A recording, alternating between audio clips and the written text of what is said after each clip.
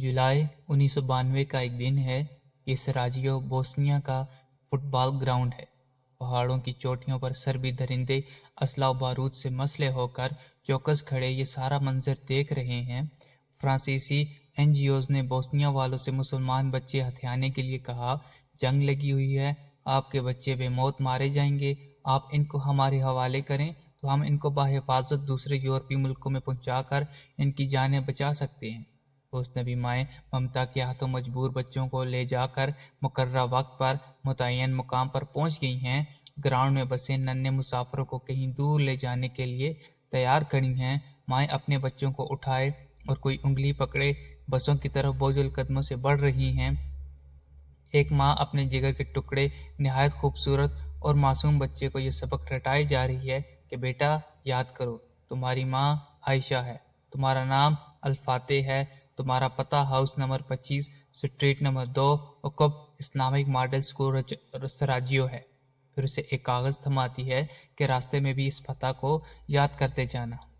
वो चाहती है कि लिखी हुई इबारत और मालूमात उसके जहन में रासिख और पुख्ता हो जाएं और यूं वो अपनी ममता की यादों का नक्श कभी भी अपने दिल दिमाग से न खुरच सके। क्यों वो ऐसा क्यों चाहती है? इसलिए कि उसे आस और उम्मीद है कि इसका फूल अपनी खुशबू बखेरता हुआ कभी वापस इसके आंगन में लौट आए तो कहीं रास्ता न भूल जाए। और बरसों के प्यार और जुदाई की आग में तड़पी ममता के बेताब और बेकरार सीने से लगकर इस बदनसीब के कल्ब और जिगर को ठंडक और सुकून पहुंचा सके। फ्रांस की एनजीओज खूब मुतहर्रक व फ़आल हैं। वो ये सारा मंसूबा बनाकर अब इस पर अमल करवा रही हैं। फिर उसके सफाक कारिंदों ने अचानक माओ से उनके लखते जिगर छीन कर बसों के अंदर पहुंचा दिए। अब बसें स्टार्ट हो रही हैं। बसों में बंद बच्चों के हाथों में कपड़े, चंद सिक्के, प्यार की तस्वीरें या चंद मामूली खाने पीने की चीज़ें हैं। वो हसरत और यास की तस्वीर बने मुरझाई और मसली हुई कलियों की तरह शीशे से बाहर की दुनिया को पथराई हुई आंखों से देख रहे हैं। अब एक तरफ ममता बलक रही है तो दूसरी तरफ उनके जिगर गोशे तड़प रहे हैं। ये मासूम फरिश्ते शीशों पर अपने नातवां हाथों को फैलाए हुए इनको तोड़कर बाहर के लिए बेकरार हैं। गोया चाहते हों कि ये हाल शीशे की दीवारें टूट जाएं और हम चश्मे ज़द में उड़कर माओ की आगोश में जा सोएं। इनकी नरम गर्म और शफकत भरी गोद में जा बैठें, इनके सीने से इस मजबूती और दारुफ्तगी और दीवानगी से लिपट जाएं कि दुनिया की कोई ताकत हमको जुदा न कर सके। लेकिन फिर क्या हुआ? न शीशा टूटा और न ममता ही अपने सिसकते, कपकपाते और तरसते हुए होंठों को बस के अंदर ला सकी। दोबारा कभी न मिलने वाले अपनी उमंगों, आरजुओं के फूलों को पोसा न दे सकी। और न ये नन्हा मासूम फरिश्ता कमज़ोर और नातवां शहजादा मजबूत शीशे का कुछ बिगाड़ सका और न अपनी सशक्ति ममता को बोसा दे सका, न सीने से लग सका, न कोई वादा, न कोई गिला शिकवा और न कोई आखिरी बात कर सका। कितने में अचानक सीटी बजी और फिर आहिस्ता आहिस्ता बसें फुटबॉल स्टेडियम में रेंगने लगी। माँ को जैसे करंट लगा हो, जैसे वो यकदम होश में आ गई हों। उन्हें एहसास हुआ कि अपनों से जुदाई के जानलेवा लम्हात आन पहुँचे हैं। अब वो चलती फिरती इंसानी लाशों की सूरत में बोझल कदमों के साथ बस के साथ भाग रही हैं। शीशों को हाथ लगा लगा कर अपने हाथों को चूमती जा रही हैं, गोया अपने प्यारों को बोसा दे रही हैं। बस के अंदर बच्चों की दिलखराश चीखों और दिलदोज आहों और सिसकियों ने रिपोर्टिंग करने वाले बीबीसी के नुमाइंदों को भी आंसुओं के समुंदर में गर्क होने पर मजबूर कर दिया। फिर अचानक बसों की स्पीड तेज होगी। बसें दूर दूर और बहुत दूर होती गईं। माएँ तड़पते सुलगते जज्बात से हाथ उठा उठाकर अपने मासूमों को अलविदा कर रही हैं। आखिर बसों का काफिला, अनजानी मंजिलों के मासूम मुसाफिरों का काफिला आंखों से ओझल हो जाता है। कितनी ही माएँ शिद्दत गम से निढाल बेहोश होकर ज़मीन पर गिर पड़ी हैं और बाकी दहाड़ें और फरियादें पहाड़ों में गूंज रही हैं। आखिर माओ को इनके घरों तक किसी न किसी तरह पहुंचा दिया जाता है। वक्त पर लगाकर उड़ने लगा। इसके बाद साल बीते, सुबहें शामों में और शामें सुबहों में ढलीं। इस दौरान दुनिया ने सलीबी सर्बी दरिंदों का एक अजीब और लर्जा देने वाला भयानक खेल यूं देखा कि वो हर वक्त कलाशनकोव के साथ छुरा अपने पास रखते। जहाँ कोई मासूम नजर आता उसके हाथों की मासूम उंगलियों को काट कर इसका हार बनाते और अपने गले में पहनते। ये चंगेजियत पर मबनी एक आम मशगला बन गया। جو بچوں کی انگلیوں کو کاٹ کر ہار بناتا اور پھر گلے میں پہن کر سربی عوام فوج یا پولیس میں گھومتا، صلیبیوں سے بہادر اور نڈر جنگجو کا خطاب دے کر اس کی بہت زیادہ عزت و تکریم کرتے۔ یوں ہر فوج کی خواہش ہوتی کہ وہ یہ بہادری والا اعزاز حاصل کر سکے۔ ہر درندہ صف فوجی معصوم مسلمان بچوں کی تلاش میں رہتا۔ یہ مناظر دیکھ کر اپنے بچوں کو انجانی منزلوں کی طرف روانہ کرنے والی مائیں مطمئن ہو جاتی کہ ہمارے راج دلارے جہاں بھی ہیں، جس حال میں بھی ہیں، زندہ تو ہیں، اگرچہ بہت ہی دور انجانے جہاں میں ہیں۔ وقت بیتا اور اب نامعلوم منزلوں کے مسافروں کے قافلوں کو روانہ ہوئے 10 سال ہو چکے ہیں۔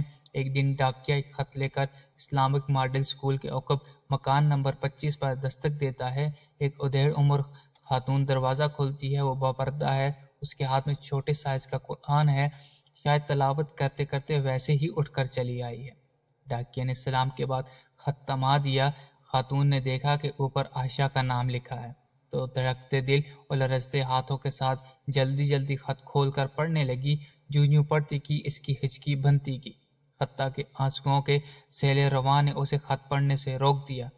خط کا مضمون کچھ اس طرح تھا: میری جنت، میری شفیق ماں، السلام علیکم ورحمۃ اللہ وبرکاتہ۔ میں تیرا بیٹا، تیرا لخت جگر ابھی زندہ ہوں۔ تو نے چلتے وقت مجھے گھر کا ایڈریس یاد کروا دیا تھا، لو آج میں تجھے خط لکھ رہا ہوں۔ اللہ جانے خط تجھ تک پہنچتا بھی ہے اور تو جواب دیتی بھی ہے کہ میں تیرے جواب کے انتظار میں ہی عمر گزار دیتا ہوں۔ وہاں تو مجھے بہت پیار کرتی تھی نا، تو نے مجھ سے بڑی بڑی امیدیں وابستہ کر رکھی تھیں جنہیں میں پورا نہ کر سکا۔ میری غمزدہ اور دکھیاری ماں، تو نے میرا نام الفاتح، یورپ و بوسنیا کو فتح کرنے والے بہادر سلطان محمد الفاتح کے نام پر رکھا تھا نا۔ لیکن ماں، آج تیرا فاتح بے حس انسانوں کی دنیا میں مفتوح ہو چکا ہے۔ اس کی اپنی ہر مرضی ختم ہو چکی ہے، اب وہ غلام ہے۔ اب اگرچہ تیری طرح اس کی جبین سجدہ ریز ہونے کے لیے تڑپتی ہے، لیکن ایسا کر نہیں سکتی۔ کیوں؟ اس لیے کہ مجھے ایک چرچ کا خادم بنا دیا گیا ہے۔ میں چرچ میں آنے والوں کی سروس خدمت کرتا ہوں اور چرچ کے ساتھ یسوع مسیح اور مریم کے مجسمے کی دیکھ بھال اور جھاڑ پونچھ کرتا ہوں۔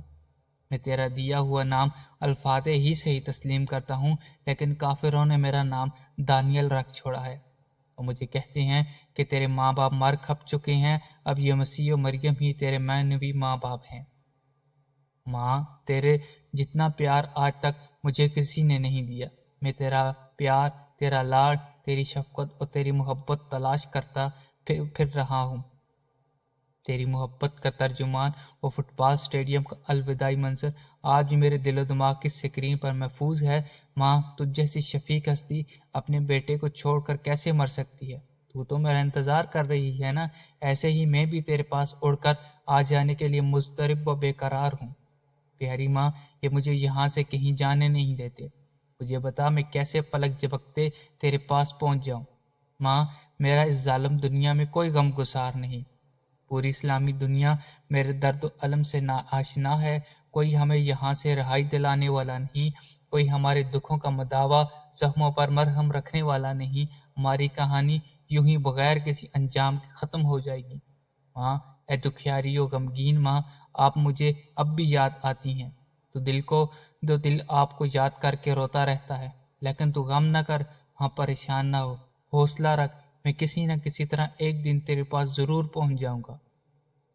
پھر ہم اکٹھے مل کر ویسے ہی مسجد میں جمعہ پڑھنے جایا کریں گے جیسے تو مجھے بچپن میں لے کر جاتی تھی، اور دوبارہ قرآن پڑھوں گا، اس لیے کہ اب میں قرآن بھول چکا ہوں۔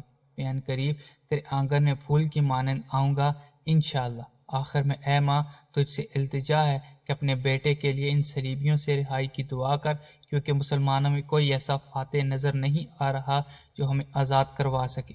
میں صرف تمہاری دعاؤں کا طالب ہوں۔ تمہارا کھویا ہوا بیٹا محمد الفاتح۔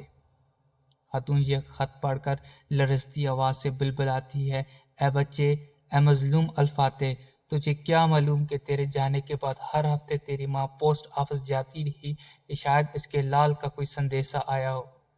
ایک دن پوسٹ آفس سے واپسی پر سربیوں سے اپنی عزت بچاتے بچاتے ان کی گولیوں کا شکار ہو کر جنتوں کی وارث بن گئی۔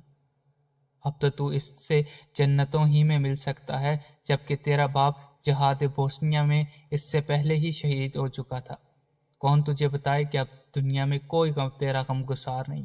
اب تو سراجیوں میں تیری غمگساری ماں بھی زندہ نہیں بچی، اور کتنی مائیں جو زندہ ہے ان کی سانسیں صرف اس انتظار میں اٹکی ہوئی ہیں کہ کہیں ان کے بیٹوں کے صرف زندہ ہونے کی خبر ان تک پہنچ جائے، لیکن آج تک ان کے بیٹوں کو کسی طرح کی خبر نہیں آئی کہ وہ کہاں ہیں، وہ کس حال میں ہیں۔ پھر وہ پھوٹ پھوٹ کر رونے لگی۔ اس کا خاوند آگے بڑھا، اس کے ہاتھ سے خط پکڑا اور خط پڑھ کر وہ بھی دہاڑے مار مار کر رونے لگا۔ ڈاکیے کو جب اس حقیقت کا پتہ چلا کہ مرحومہ بہن عائشہ کا بیٹا زندہ ہے اور اس کا خط آیا ہے، تو اس نے بھی خط پڑھ کر زاروں کو تار رونا شروع کر دیا، اس لیے کہ یہ دونوں خاندان بھی اسی قافلے میں جانے والے اپنے لخت جگر، نور نظر اور ننھے شہزادوں کی کسی طرح کی خبر آنے کے انتظار میں زندگی کے دن پورے کر رہے ہیں۔ اللہ جانے ان کی کوئی خبر آتی ہے یا زندگی کے دن یوں ہی پورے ہو جاتے ہیں۔